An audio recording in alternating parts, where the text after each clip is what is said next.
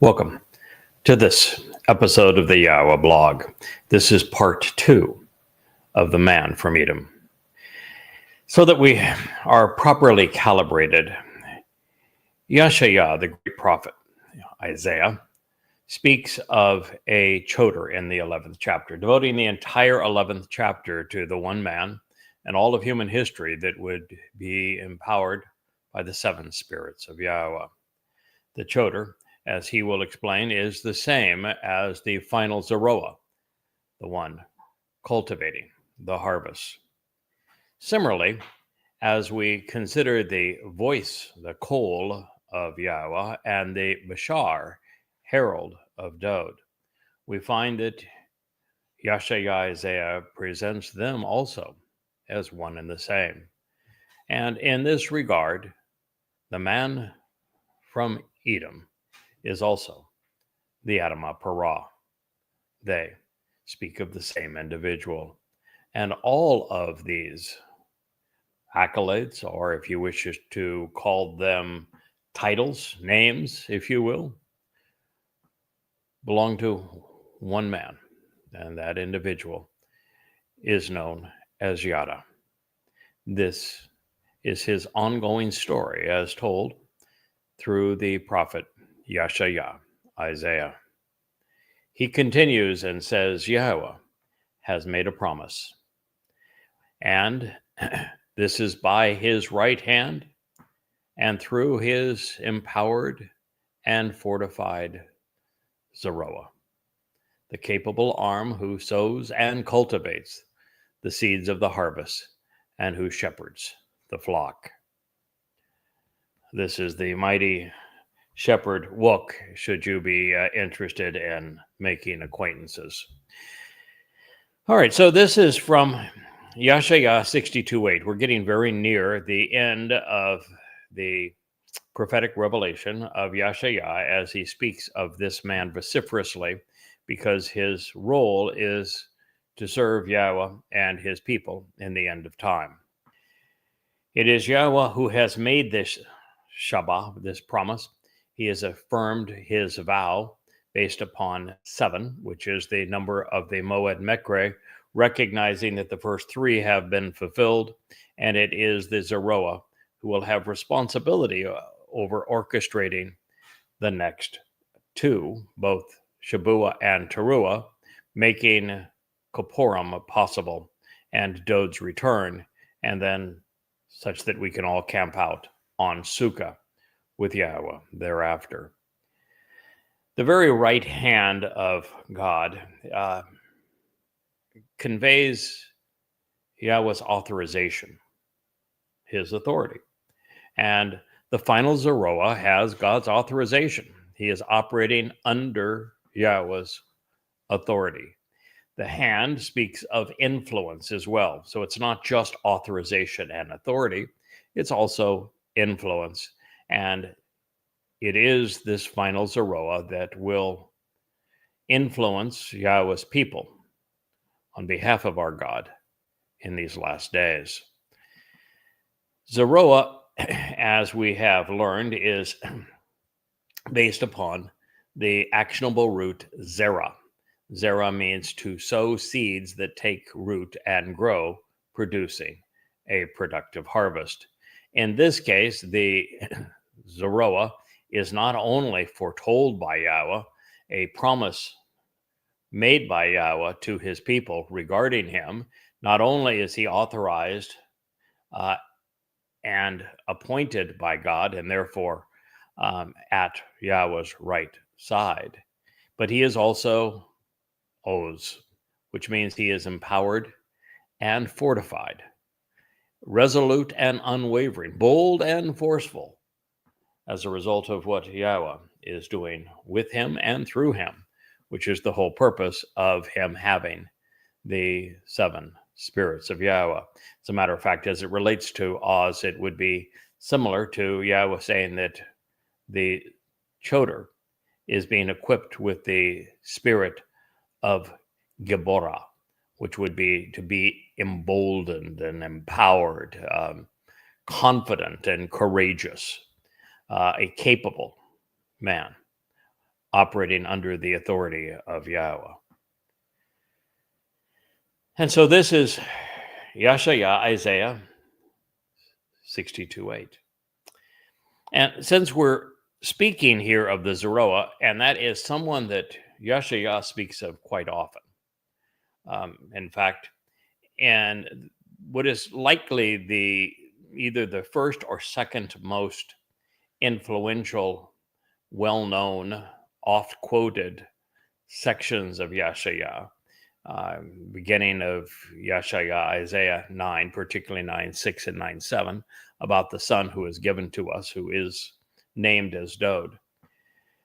And the presentation in Yashayah 53, which speaks of Dod's role in accepting the guilt of every covenant member so that he can carry it away and deposit it in Sheol. That presentation of Dod acting also as the Lamb of God, fulfilling Pesach and Matzah, is portrayed in Yashayah 53. It's a beautiful portrayal of what Dod is doing on our behalf. Now, it opens by asking if anyone has determined the identity of the Zeroah, plural, the multiple of them. And it is in Yashayah that he identifies one of the three. He says that Moshe is a Zeroah, and that would leave the other two. And the greatest of the Zeroah, according to Yahowah, and his opinion ought to count in such matters, is Dod David. And that is because Dod fulfills the definition of Zeroah as Zeroah is used throughout the Torah, which is the sacrificial lamb. And there is, however, according to Yashayah, because he presents the Zeroah in the context with all of the work that Yahweh is doing through his Choder, his Nakar, his Kol, his Bashar, the Adamah Parah, the man from Edom. In all of these cases, Yahweh is also, Yashayah is also showing that the last of the three Zeroah is coterminous with this mission and is one and the same as this individual. And so he's asking if anybody has figured it out. And it's interesting that until I began writing about and properly translating Isaiah, that this question was answered. And I remember trying to answer, who in the world is he talking about? Three Zeroah? Who are the three Zeroah? We need, in fact, what Yeshayah is saying, in effect, is until you know the answer as to who is the one that is going to explain the identity of the three Zeroah, you're really not in a position to appreciate the prophecy that he is presenting in Isaiah 53. So it's exceedingly important. And in this regard, I recall the first time that I was confronted with this and tried to translate it accurately and come to understand it, that I was immediately taken to looking at a concordance, really. And because up to this point, I had used Zeroah as sacrificial lamb, which is the Torah's definition, and relied exclusively on the Torah's definition, as opposed to considering the actionable root, which is Zara, one who sows seeds to take root and grow to produce a productive harvest, and which is how Yashayah uses the term.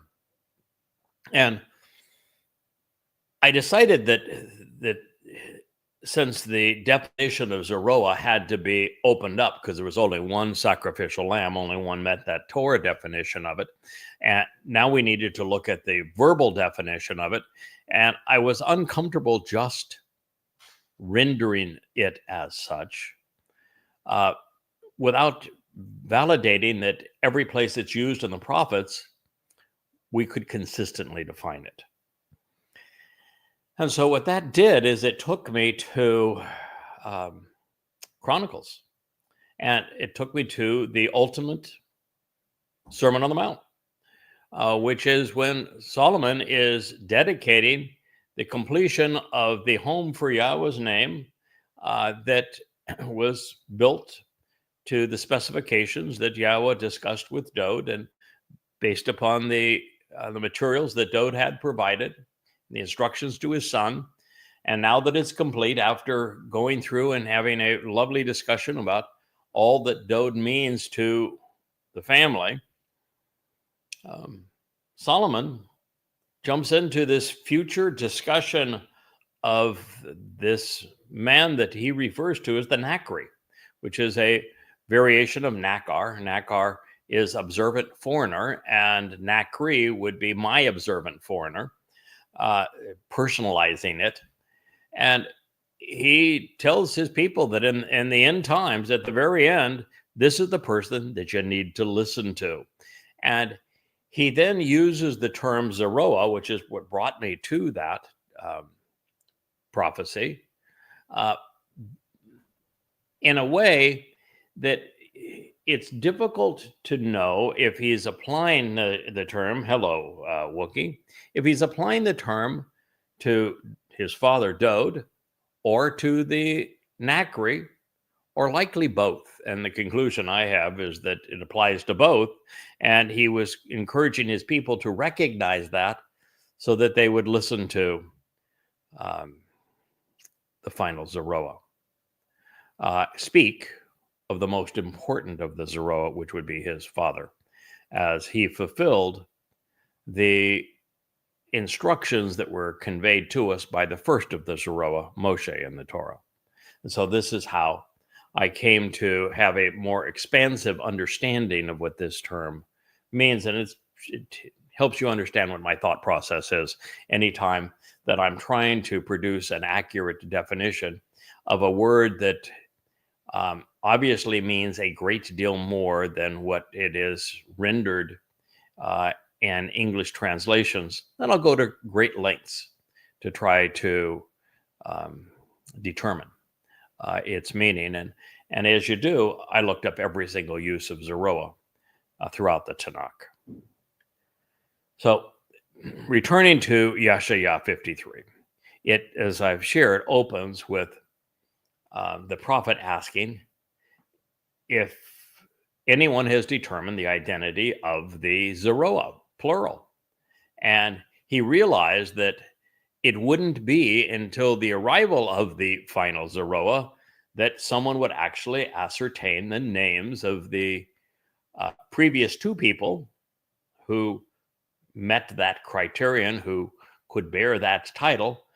And so now with the final Zeroah, recognizing the first two and realizing how Yahowah had used this term in conjunction with the voice of Yahweh, with the Bashar of Yahweh, with the man from Edom, with the Edom Part Two, this bloody red man of the earth who is fruitful and productive as Yada, that it was obvious that we now had the answer. And now we were for the first time able to explain the rest of Yahowah 53, that it was Dode who was fulfilling it, not a mythical Jesus Christ. And the way it was fulfilled is that Dode, as the Passover lamb, accepted or opened the doorway to life, and then as with his nefesh on matzah, carried our guilt into Sheol, bore it, and carried it away for us. So this became a rather poignant prophecy because every time we come upon this term, Zeroah, it must be properly attributed to one or all of the three men for whom it applies. And also relevant is that Zeroah, the one who cultivates the harvest, is that he is responsible for the fulfillment of Shabuah and Teruah, which are harvests. and they will be fulfilled on behalf of the surviving remnant of Yahweh's people, of Yisrael, as they are prepared for the ultimate family reunion. So affirming that Yahweh was addressing the Shabua Katsir of standing grain as it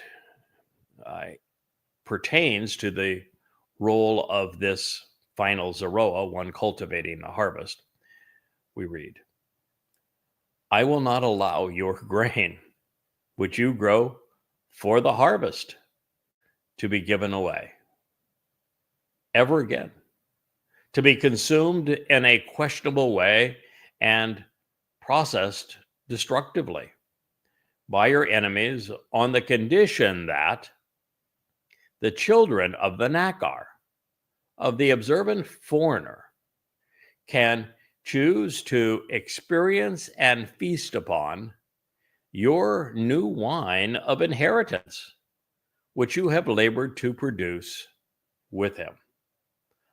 A conditional phrase, some of my favorites. When God says, I will do this for you, but you have to do this for it to materialize, to capitalize upon it. And that's what we have here, is a conditional phrase. So God said, I will never allow your grain, which you grow in the two grain harvests, are Bakurim, which Dode fulfilled, and Shabua, which is a wheat harvest that I'm responsible for orchestrating. And he says, I'm not going to allow it to be given away. That harvest, which is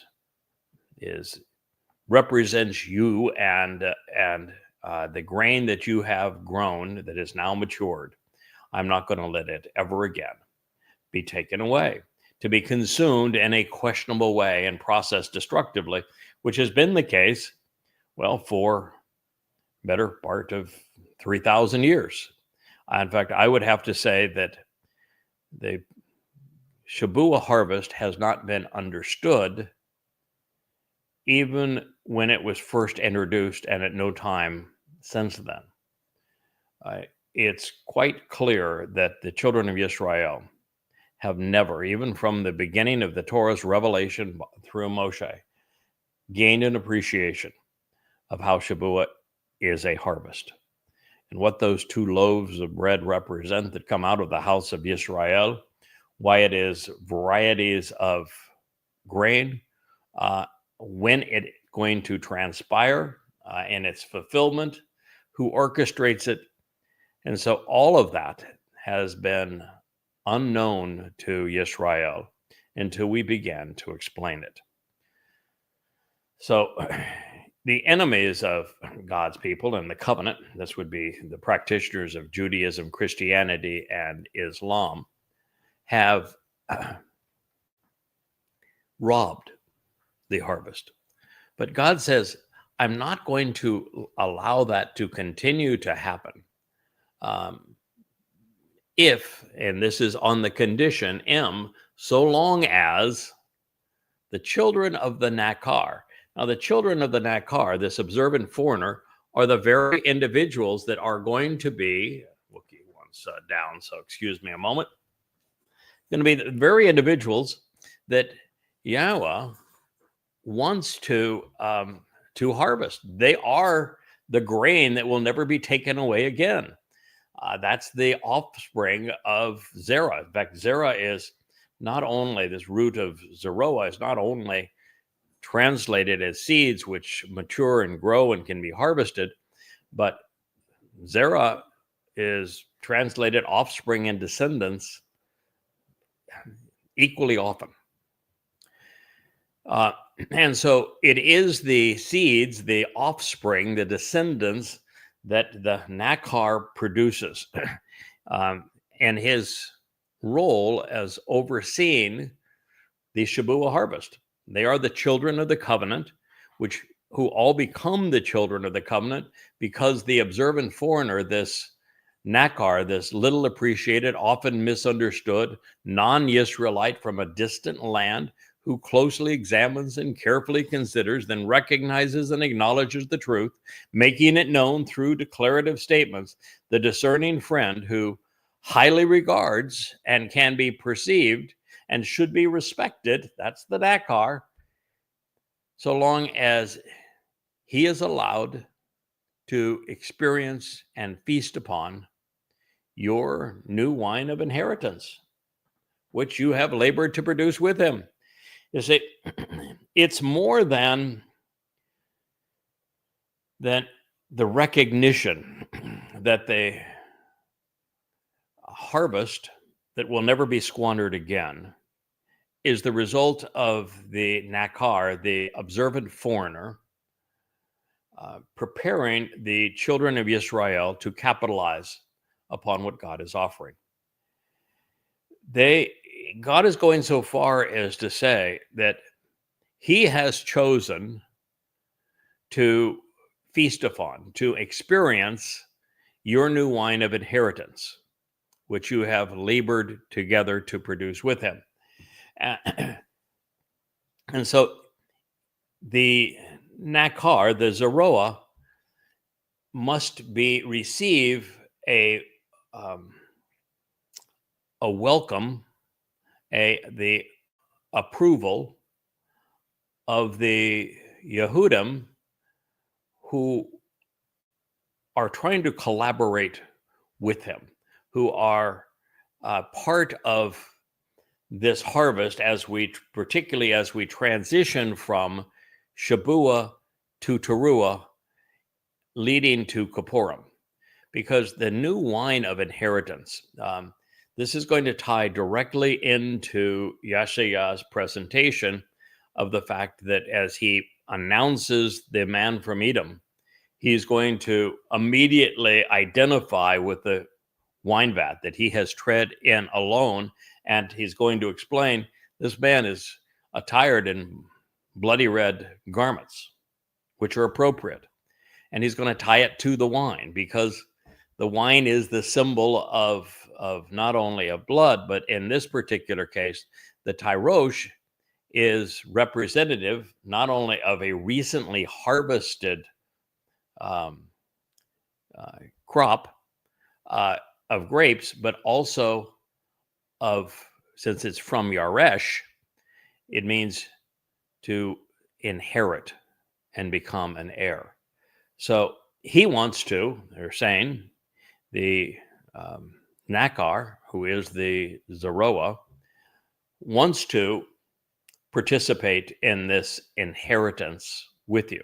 And he's willing to get right into the vat of wine and get all bloody red, if you will, and join with you, recognizing that there is more to this harvest to make it successful than just bringing the sickle to the grain. There's going to be some blood spilled, as there was in the fulfillment of Passover, as we enter the harvest of Towrah. And so God is saying, if you're going to make this, have this come into fruition, if you're going to benefit from this, then you're going to have to be willing to labor along with him. You're going to have to work along with him. And so it's one of the reasons I keep on encouraging Yehudim that while you have 8.5 years left between now and the fulfillment of Towrah, and just in the range of 15, 16 months before the fulfillment of Shabua, that you're far better off. Yahweh is going to be happier. Dode is going to be pleased. And you're going to make your life meaningful and count if you join us now. If you choose to labor together with me in producing this wine of inheritance. And because the reasons for this are, first of all, the benefits are conditional. And this is something I learned really when we had that change of over from an outgoing group to an incoming group, managing everything that we're doing on behalf of Israel, is that you only receive the benefits of the covenant if you stick with it. You can't come in, stake a claim, and then walk away and get distracted and go do something else and expect to receive the benefits of the covenant. you have to labor along with the implements that Yahweh has provided. And in this regard, God is telling his people that you need, now that I have provided this individual to awaken you, to reacquaint you with my name, and to reintroduce a proper understanding of what my son, Dod, the Messiah and Son of God, have accomplished by fulfilling Pesach, Matzah, and Bikurim, it is your responsibility to join him. And it's one of the things I keep on trying to emphasize through social media as I try to get the attention of some of the people that have a significant audience among Israelites, is that I can't do this alone. Yahweh always chooses one person to work through, but for that message now to reach God's people, we're going to need members of the Israelite and Yehudim community to participate. And that's what this is saying. If you want to benefit, you need to join me. And there's so many other advantages of doing that. One is that when you reach this time when we're all celebrating our relationship with Yahweh, you're going to enter that time knowing that you made a contribution.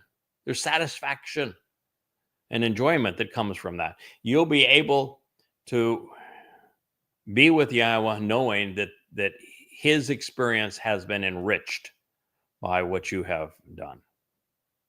And that ought to be reason enough. But you'll also just have the enjoyment of going off and exploring one day with a covenant member who's there because of your contribution. And that ought to be reason enough. And then there's the advantage of knowing that because of the world wars that humans are going to fight, and because particularly of us entering the time of Jacob's troubles and all of the distress that's going to come upon Israel, and with the 1,000 times version of 10:7 playing out within the next 2 years, we have to recognize that most people aren't going to make it to the end. And so if you don't act now, you may have no chance to act later. As Yahweh says, come and join me while you still can. Come to know Yahweh while he can still be known. So just as the Zeroah, the one cultivating the harvest, is used by Yahweh and Yashayah in conjunction with the Shabuah and the Teruah in gatherings, both deploy Nakar, which is observant foreigner, to address this final witness. And in this case, you'll notice that not squandering the gift of the harvest is conditional upon encouraging and allowing the Nakar, observant foreigner, to participate in the inheritance represented by the harvest and the production of new wine, such that you are working with him alongside. And that is to say, there will be another harvest after Shabuah, and it will entail some bloodletting, as was the case with Pesach, and Israelite participation. And as such, this is yet another reference to the sacrifice of the Edom Part during Teruah, and to the anointing of the mercy seat of the Ark of the Covenant on Kippurim with the blood of this same bull, along with the goat representing Elia. So we continue. Truthfully, this is because those who gather together at the ingathering of the harvest with him, Asaph, Hugh. Asaph is one of the three terms that is used repetitively in conjunction with the two harvests. Well, there's three all total. One is in our past, Bikurim. They are called a katsir, which is the title of this volume on harvest. Katsir literally means harvest. Asaph, which is an ingathering, which is where you withdraw the those who are being received out of whatever it was that was being harvested, whether it be grain or olives or grapes. And then there is lakat, which is a gleaning, which is a secondary harvest. So the main harvest is called a katsir. It pertains to Shabuah. A lakat is a secondary harvest, typically smaller and more work, and it pertains to Shabuah, Teruah. So katsir, big harvest, Shabuah, it's grain. Lakat, which is the gleaning, secondary harvest, much more work, smaller in size, pertains to Teruah, which is the day of the herald.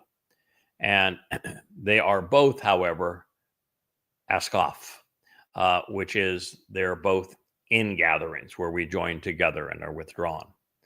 So truthfully, this is because those who gather together at the ingathering of the harvest with him will consume it.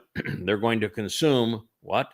The wine of inheritance. And as a result, they will be radiating light in the name of and with Yahowah. When you inherit what Yahowah is offering through the covenant, which is fulfilled through the Moed Mikre, particularly if you participate in the three harvests as a result of what Doe did on Pesach and Matzah, then you become a energy-based being. You halal, you radiate light. And this is opposed to being a physical material being that decays and is so limited. As a material being, we can't effectively get past the moon. And there's no way to explore a galaxy, and and not just galaxy, but universe. And I've always referred to the universe as, several hundred billion galaxies, each with averaging several hundred billion stars. That does not actually appear to be accurate, and I want to correct the record in this regard. If you go back just 50 years, science thought that the universe might have been defined by the Milky Way, and that nothing was beyond our galactic home within the Milky Way, and that it may be, in the magnitude of 100 million light years across at the maximum. And then over this past 50 years, we have gradually come to realize that because of the Andromeda galaxy in particular, that there are other galaxies out there.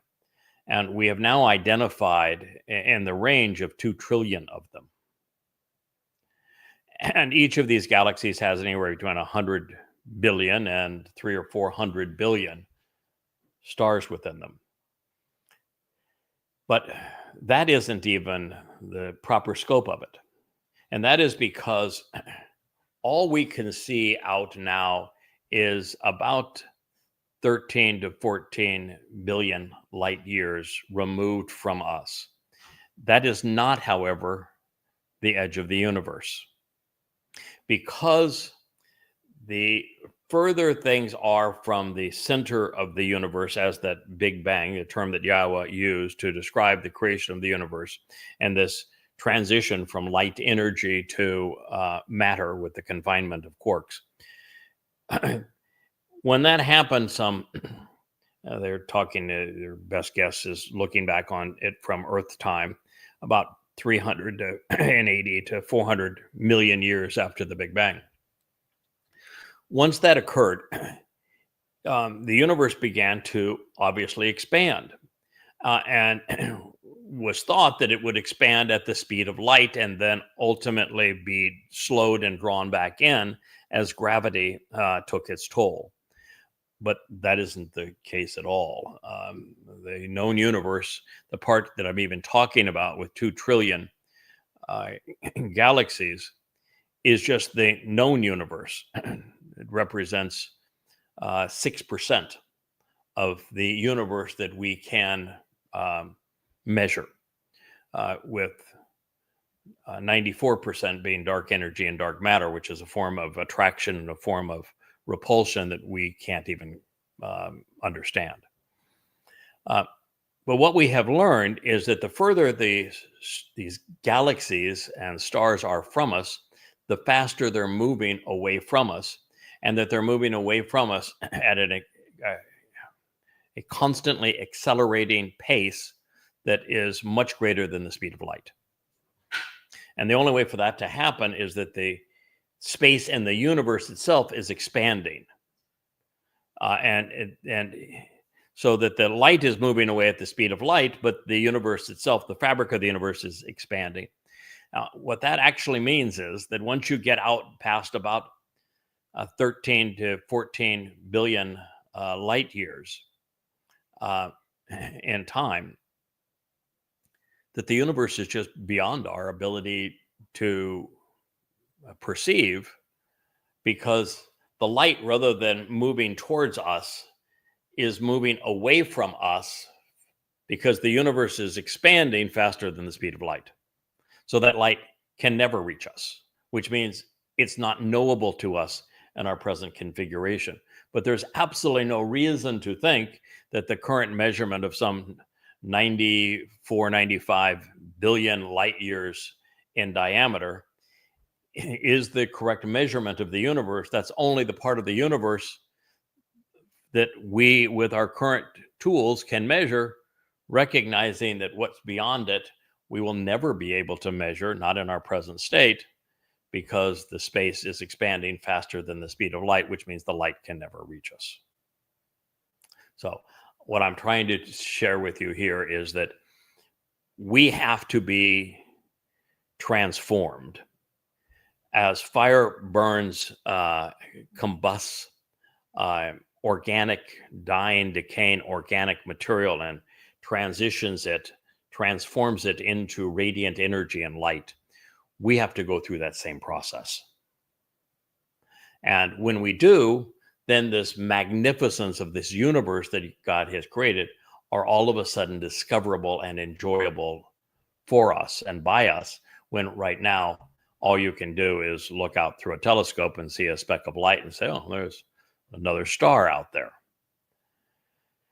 So this ingathering on behalf of the covenant family, orchestrated by the Nakar, observant foreigner, and the Zeroah, one cultivating the seeds of the harvest, is part of this inheritance where we are transformed into light. And the other part of the statement that is essential is that it only pertains to those whose relationship is based upon an acceptance of and use of and appreciation of the name of Yahweh. If Yahweh's name isn't part of your vocabulary, if you're not proud of it, if you're not respectful of it, if you're not using it and proclaiming it, you're not part of any of this. So then it's truthfully, this is because those who gather together at the end gathering of the harvest with him, with the Zeroah, with the Nakar, will consume this wine of inheritance, radiating light in the name of and with Yahweh. And those who are assembled and obtain it will drink and experience it within the courts of my set apart sanctuary, says your God. Well, my wife says, whoop, whoop. Yahweh has a home, a residence, if you will, in the seventh dimension, in Shamaim. And so he is saying that within the enclosure of Shamaim in the seventh dimension, we will be able to enjoy and experience all of this and drink it in, if you will, this great inheritance of being enhanced infinitely 4 times over. We're a 3-dimensional physical being. We will become infinite in time. The fourth dimension will be, again, receive an infinite increase as we move into and through the fifth and sixth dimensions and into the seventh. So this is what we're being offered to experience. This is what the Zeroah and the Nakar is offering to guide you through so that you can experience this and the enclosure of Yahweh's set apart residence. This is Yashaya, Isaiah 62:9. Now, from the Teruah Lakot, this gleaning on Friday evening, September 23rd, 2033, year 6000 Yah, with the celestial acknowledgement of a solar eclipse on Saturday morning, which would be the 24th, the mortal remnant of Israel will have one final opportunity. They either come clean at that time and are properly prepared for Yahweh's return with Dode on Kippurim, or it's goodbye and good riddance.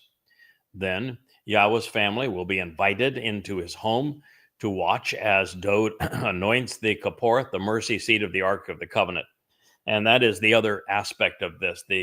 Inside the enclosure of his sanctuary suggests that Yahweh is going to reestablish the ultimate house and home for his name on top of Mount Moriah. I think he will do so with energy so that it will appear as light. And previously, it was only the high priest, properly prepared, who could enter the most set apart part of that tabernacle.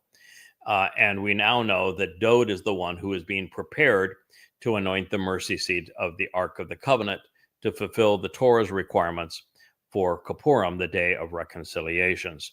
But what God is inferring here is that Dode's going to have an audience because we're all the children of Yahweh. We are the offspring of the Zeroah and the Nakar by way of Shabuah and Teruah, that we're all going to be allowed inside. We're going to all come inside that curtain and witness Dode in action, anointing the mercy seat.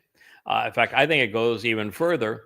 While the mercy seat, I think, is the very throne that Yahweh is establishing for Dode, I think the way that Dode and Yahweh are going to approach it as fellow sons and daughters of God and brothers and sisters of Dode, I think that we will be able to sit on that seat along with him. Now, I can tell you in my case, the less time I sit there, the happier I'm going to be, because that seat comes with some big boy pants requirements. I mean, you better strap on your sandals if you're going to sit in that seat. I'd much rather stand beside it and say, yes, sir, what can I do for you now, sir? But we will have that opportunity, and I can certainly picture myself sitting there for a second or two and said, okay, that was fun. I'm glad I had that honor. And now let me get up before somebody mistakes me for the guy in charge. So this is precisely what is being offered here. Yahweh's family are going to be invited into his home to watch as Dode anoints the Kipporeth, this mercy seat of the Ark of the Covenant, which becomes his throne. The common denominator among us all will be the love of Yahweh's name and appreciation for his son.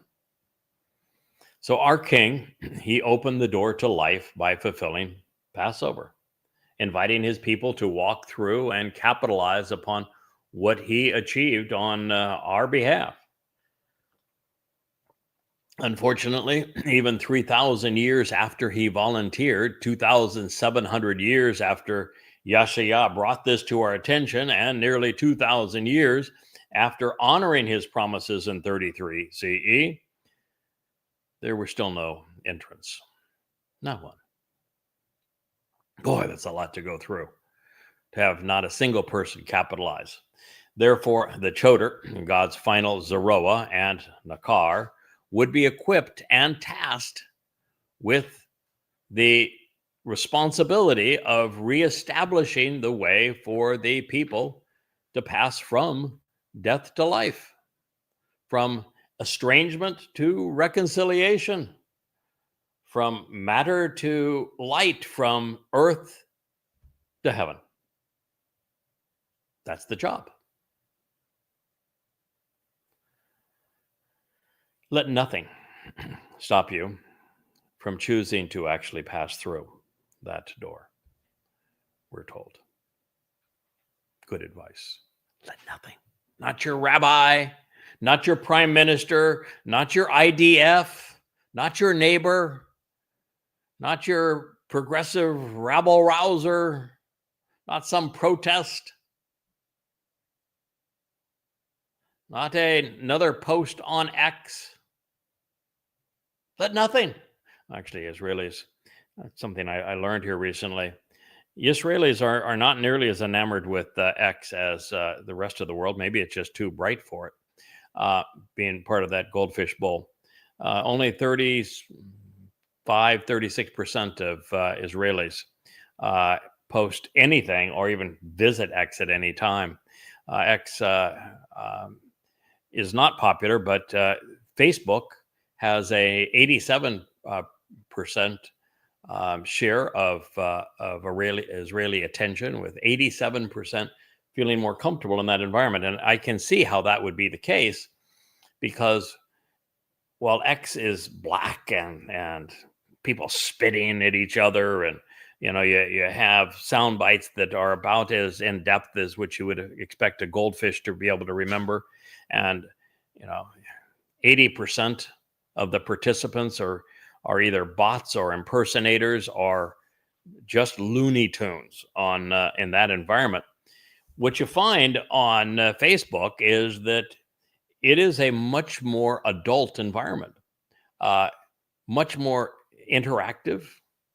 You can combine these kind of video blogs in a long format and get people's attention. Where on X, if something's longer than 2 minutes, you're done. People will pay attention, and they will communicate alongside in real time and thereafter. So there's a genuine narrative and discussion between people in a congenial environment where we can learn and grow together. And so it's not surprising that the more familial aspects and the more cerebral, thoughtful environment that is available on Facebook appeals to Israelites. And of course, also so does YouTube, because of the video format there and the ability to play those videos on any instrument at any time appeals to them as well. So we're hearing here, let nothing stop you from choosing to actually pass through that doorway of life, the doorway into my home. It's been opened for you. The Choder, the Nakar, the Zeroah, Yada has pointed you in that direction. He's explained where that door is, how it's assessed, what you need to do to be let inside, who opened it for you, what day it is opened, what days you can avail yourself of this offer. I've done all of that for you so that you can capitalize, and you should let nothing stop you from passing through that door. Of your own free will, prepare the way for the people. Now, this can be for the one or for the many. For the last better part of 23 years, it's been the one who is choosing to prepare the way, telling God's people they must turn around, they must change direction, they must pay attention, they must face reality, and who is devoted to making ready the path, the derek, for the people, for the family.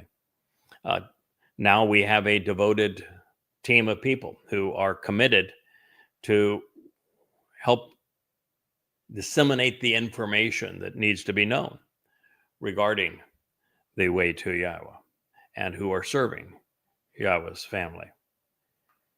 You should be resolute in your determination to build up and cherish the Mesilah, the raised highway Oh my, those are powerful words, because there is a place that is profound, also covered by this same prophet, that speaks of the Masilah, this raised highway that needs to be prepared for God. And it speaks specifically of a cold voice that is doing this with his words, or with Yahweh's words to be more correctly stated.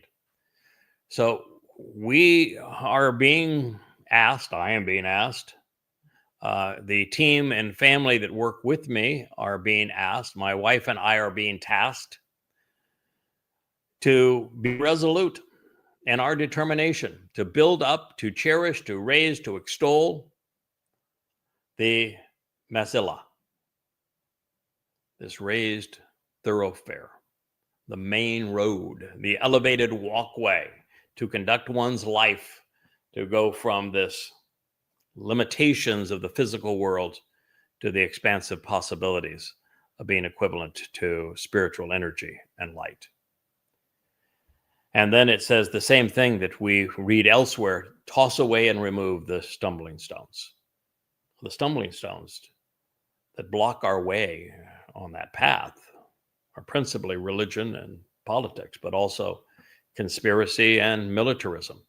I wrote a piece this morning that I posted on Facebook about the people's just inability to communicate meaningfully and honestly today, and the kind of political and religious platitudes that are thrown out just, and so the stumbling stones are vomit on the way.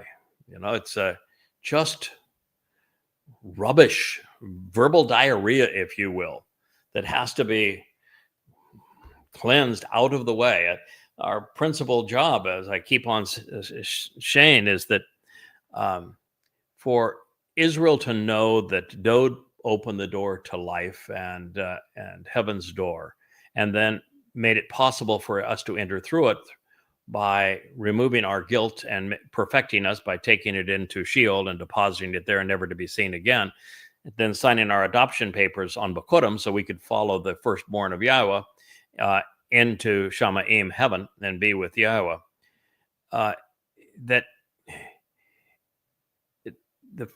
To have the Israelites perceive that Dode did this, and that he was the actual Messiah, that he was really the Son of God, that he is our Savior, that he was the one who returned in 33 CE, year 4000 Yah, requires an enormous amount of effort to toss away and remove the stumbling stones, the impediments, these religious lies that have been piled on top of the truth that literally have to be pushed aside for anyone to have an understanding of what needs to be done, or what to accept. And then once you have done that, you've talked about this building this raised highway, this Masilah, and you've cleared away all of the stumbling stones and the impediments. The next thing that God says is lift up the Nesh banner. It's the sign. It's the message. It's this blog, this Yahweh blog. It is these books that sit behind me that have been written so that you might know Yahweh. It's the answer. It's the directions. It's the map. It's the compass. It is the way. And so it's, one thing to establish this raised highway. It's another thing to clear off all the rubbish so that people can walk effectively on it. But the next thing is you have to draw attention to it and explain why it's there, where it goes, how you can earn the right to walk from this world to the next on it. That's the purpose of lifting up the Nesh banner over the people.